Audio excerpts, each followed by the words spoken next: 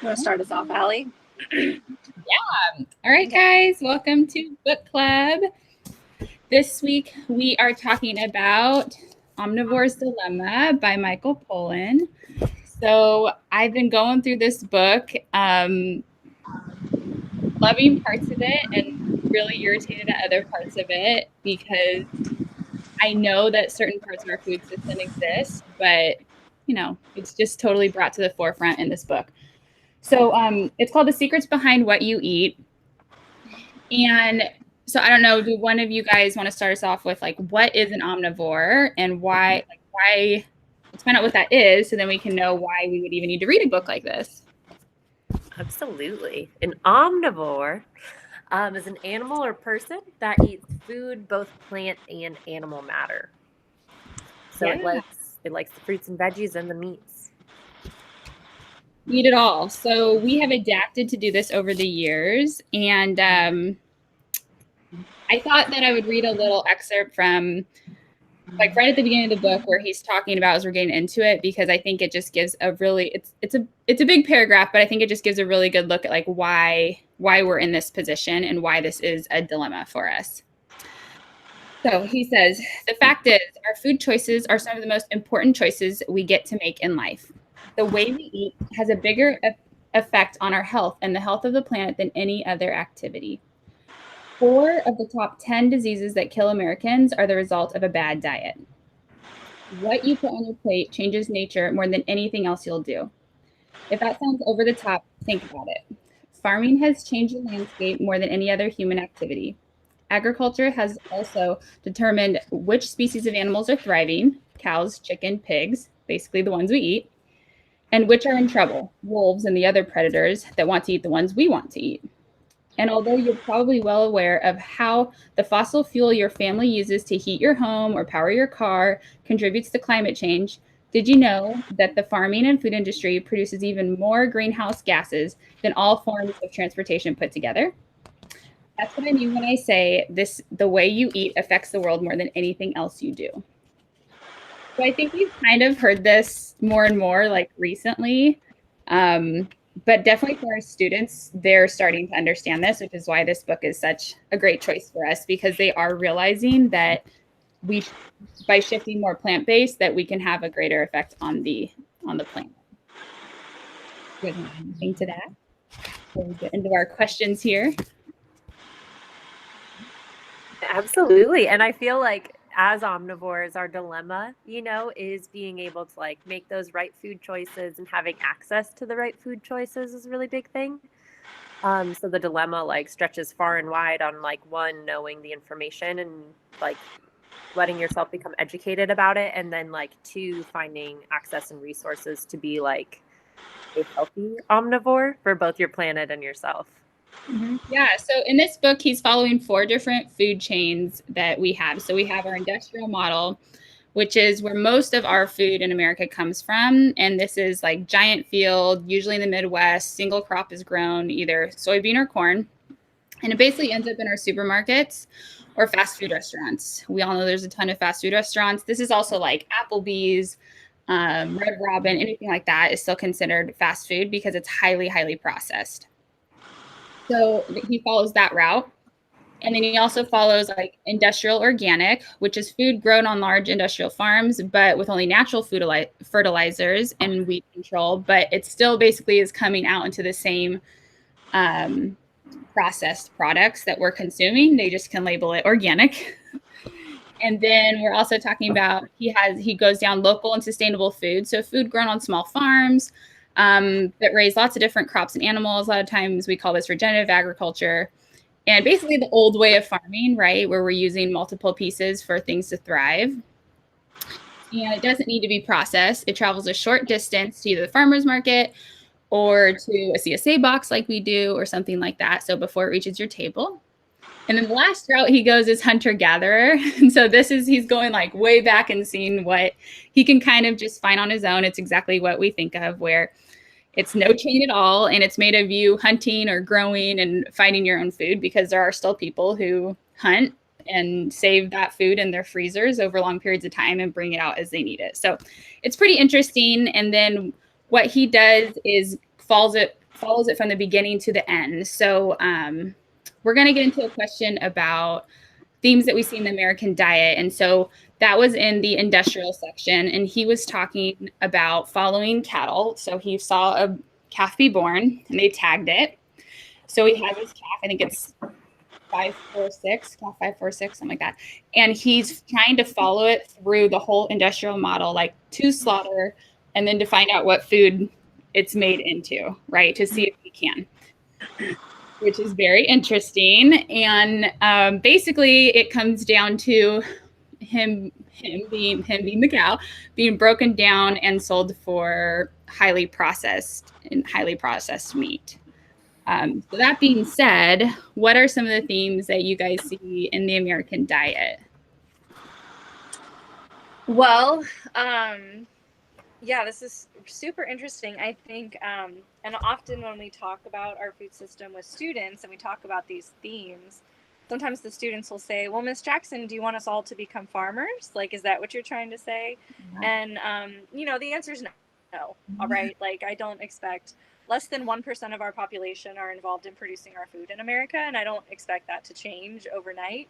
I think, but I think what the point of learning about our food system is an appreciation for our food supply and the work that's done to provide it. But also, on a long-term level, to really kind of think about the food system and I mean, American life, we're all about convenience.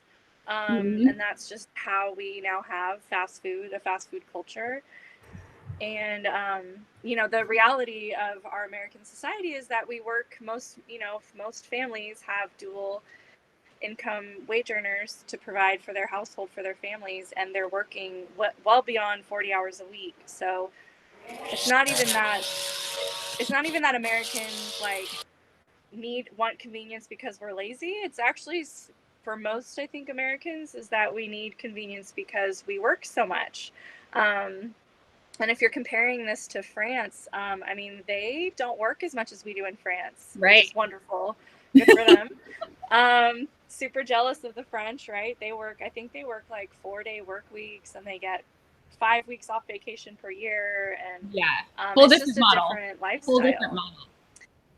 Yeah, so I think the reason that Americans need our food to be more convenient is because we have to. And so there's always a race to just get ahead and work more and take on more assignments at work. And,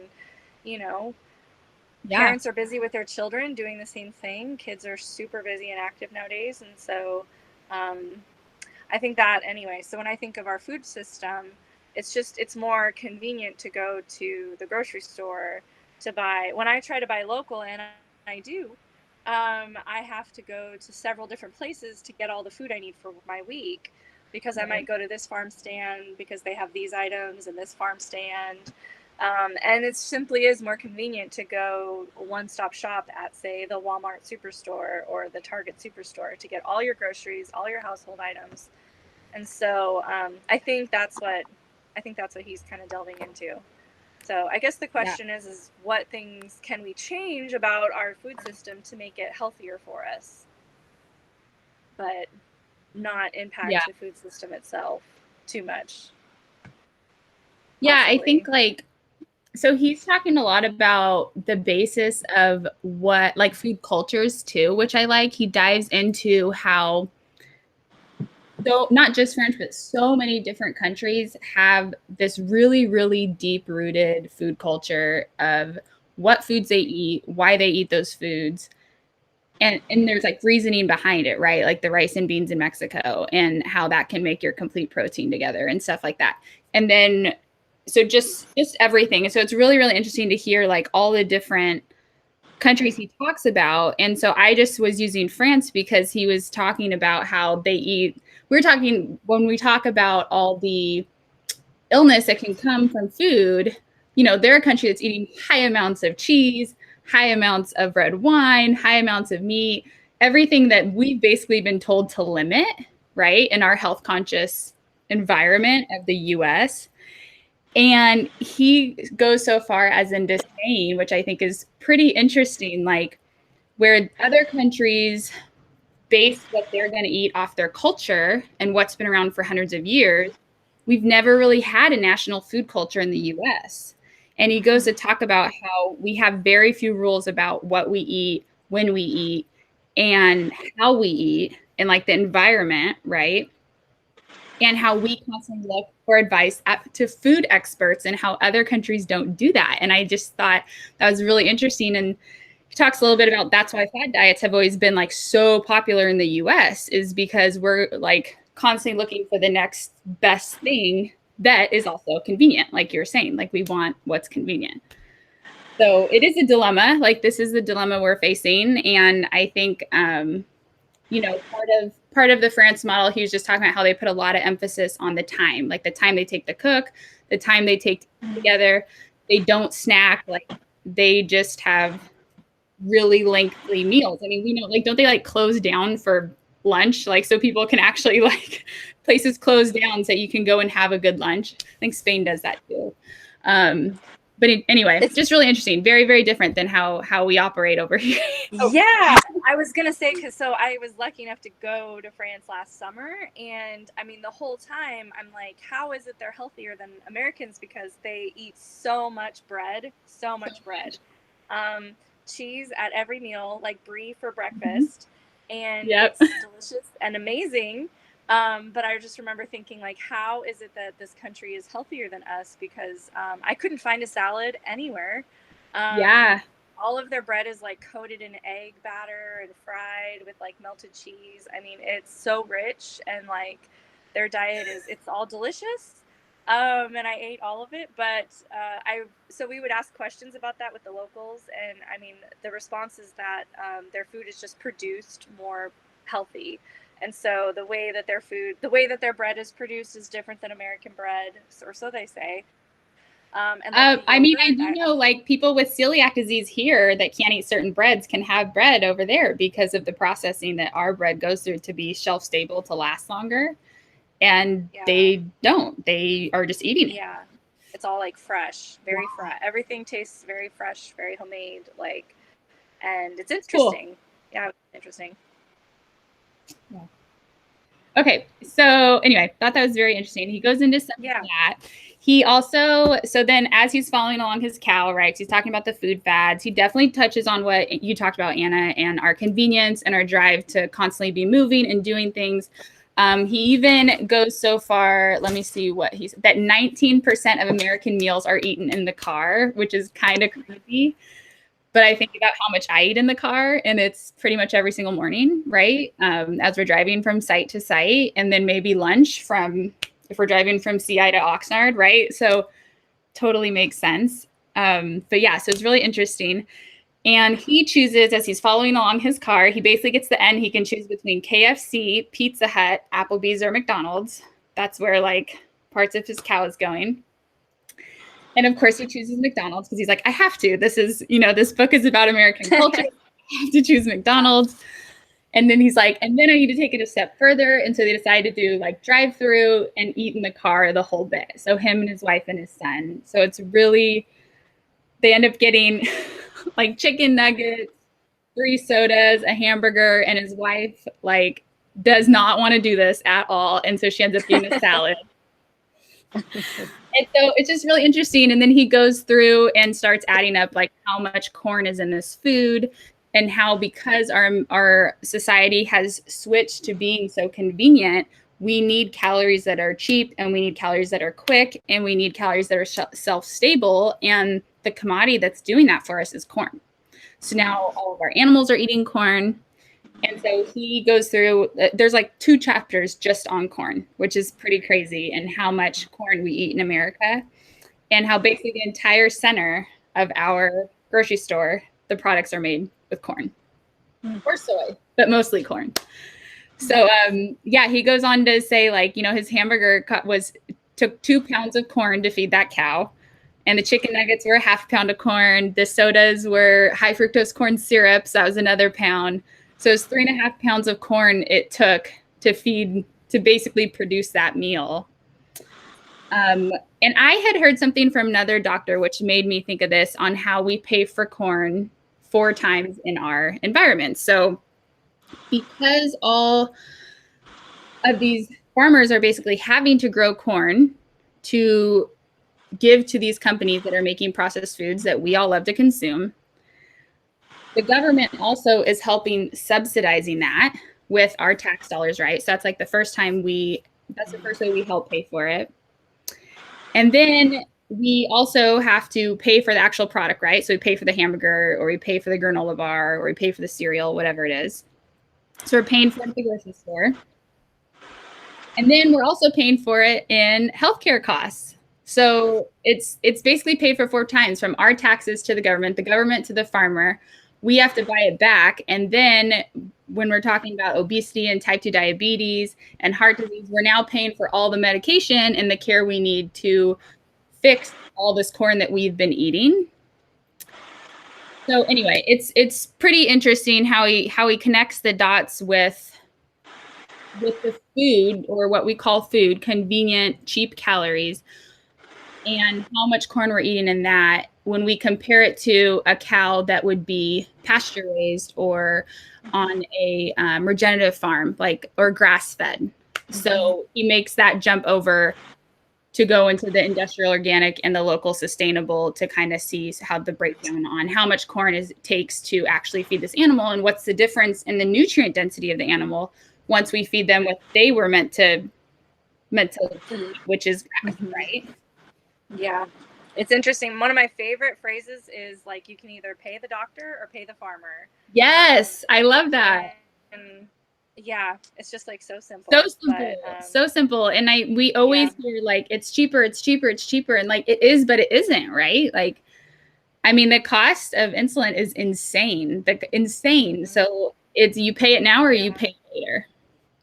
Yeah. So let's talk a little bit about the benefits of buying sustainable local foods. I mean, we obviously promote this because of our program, and we obviously are helping teachers with CSA programs and trying to grow as much as we can on campus for the students to try different things. But I don't know, what do you guys want to add about that?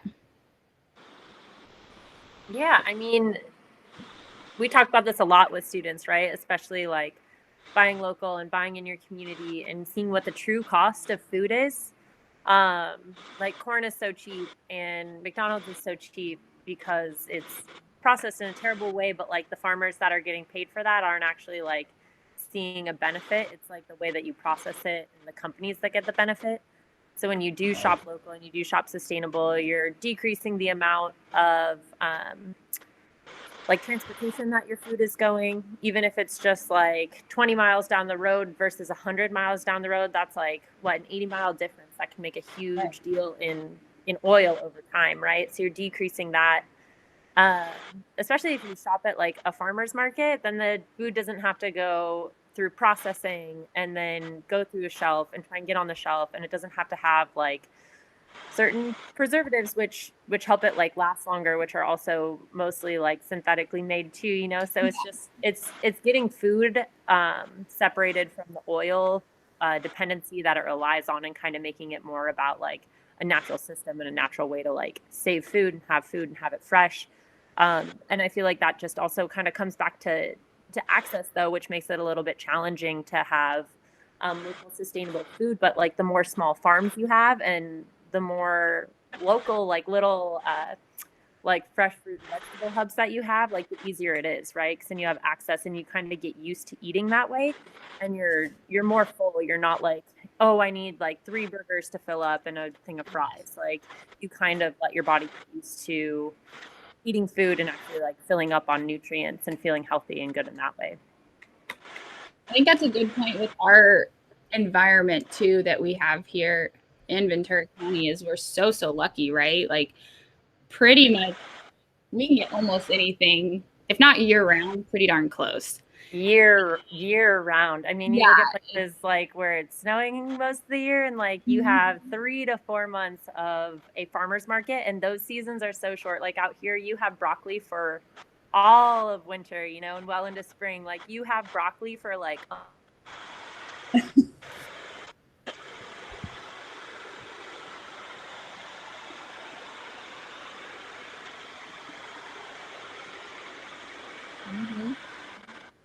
No, I can't hear you. Okay, hold on, Anna. Your sound cut out, Anna. And she was on a roll too. I know.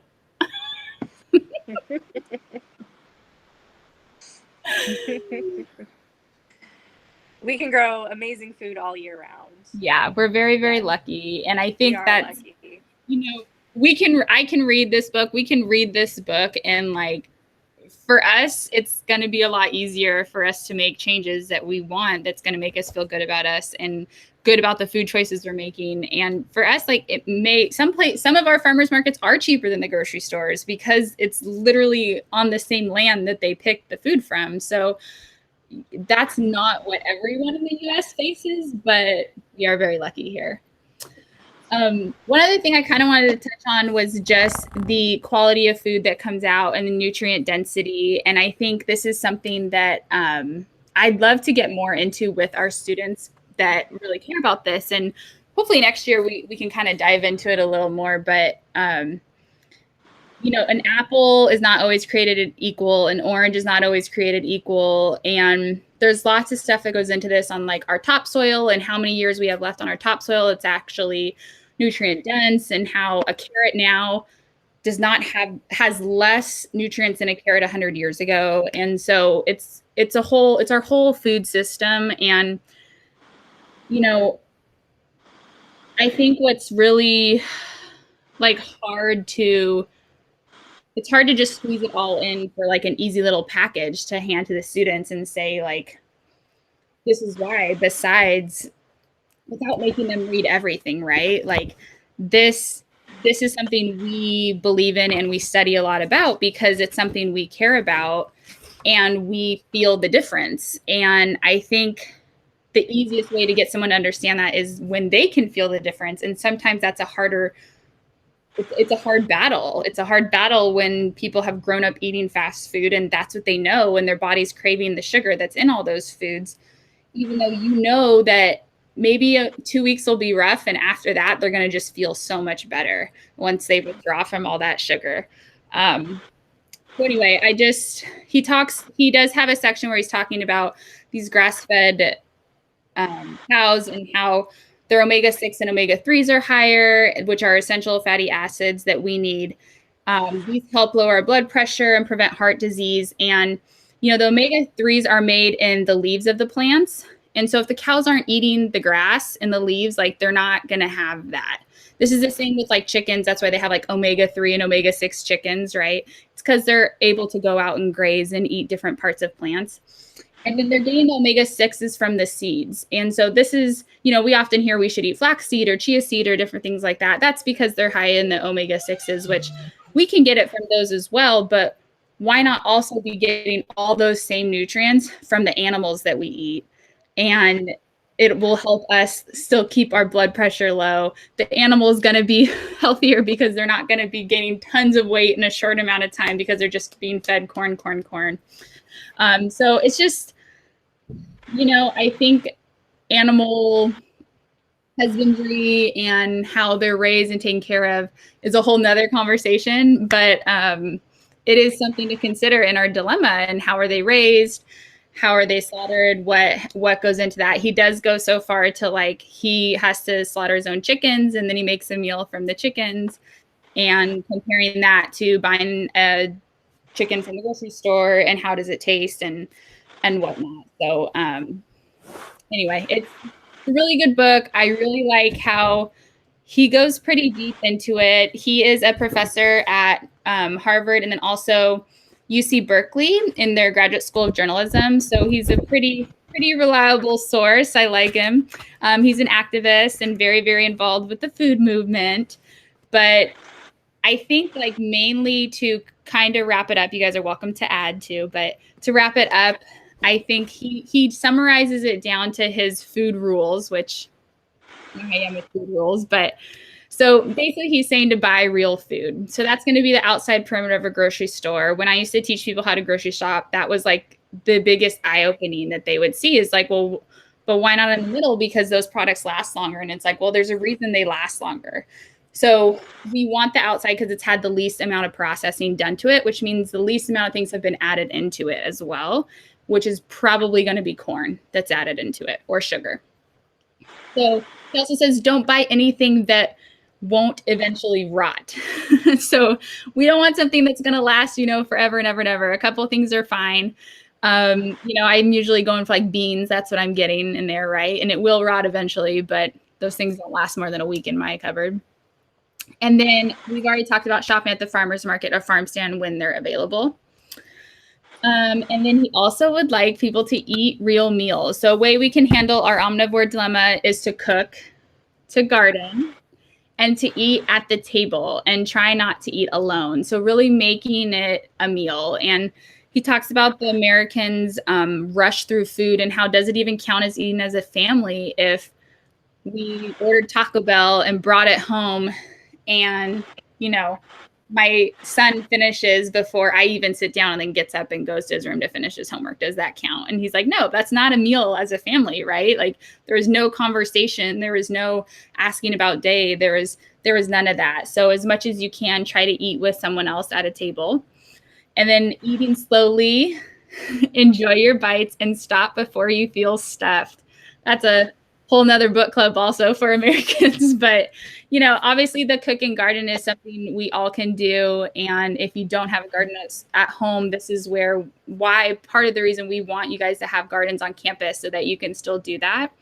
And we always have produce for you guys to take home and try once you're out there if you'd like. So we're trying to give you guys these resources as quickly and close to home as you can, because we know that you do have busy lives and your parents are busy, but how can we face this dilemma and thrive out of it and still eat food that we feel good about and makes us feel good? I think you summarized it perfectly. And yeah, it's an awesome book. Thanks for bringing it to book club this week. Yeah, it's a good one. All right, guys, okay. That's it. I'm having a total blank on what book we're doing next week, but we will be back on. We will post it. Yeah, we'll post it, and we'll be back next Thursday with another episode. All right, we'll see you later. Bye, everybody.